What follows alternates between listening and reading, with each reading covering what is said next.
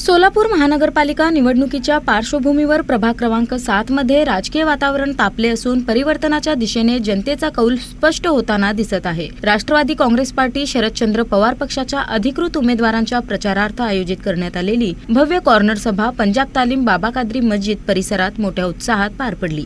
या सभेस प्रदेशाध्यक्ष राष्ट्रवादी युवक काँग्रेस महबूब शेख हे प्रमुख पाहुणे म्हणून उपस्थित होते। आपल्या भाषणात त्यांनी सोलापूरच्या विकासासाठी परिवर्तन आवश्यक असल्याचं ठामपणे मांडत सर्वसामान्य नागरिकांचे प्रश्न, युवकांचे भवितव्य आणि शहराच्या सर्वांगीण विकासाचा आराखडा उपस्थित जनतेसमोर ठेवला।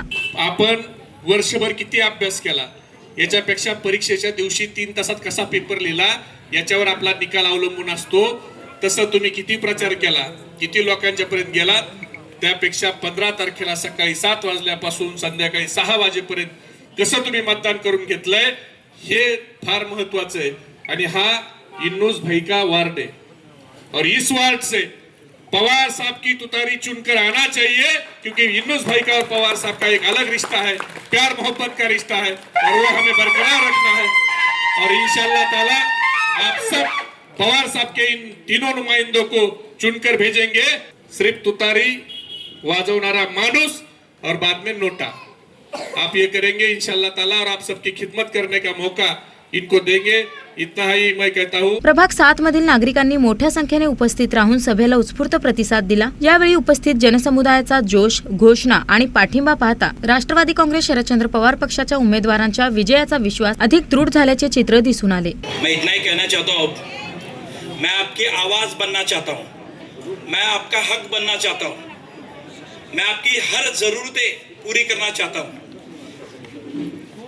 जैसे मैंने बोला, यहाँ पे लाइट्स नहीं है, अगर सड़कों पे रोशनी नहीं होगी तो मुकाम कैसे हासिल करेंगे? अगर सड़कों पे रोशनी नहीं होगी तो मुकाम कैसे हासिल करेंगे? अगर नेता सोया हुआ हो तो अंधेरा कैसे दूर होगा?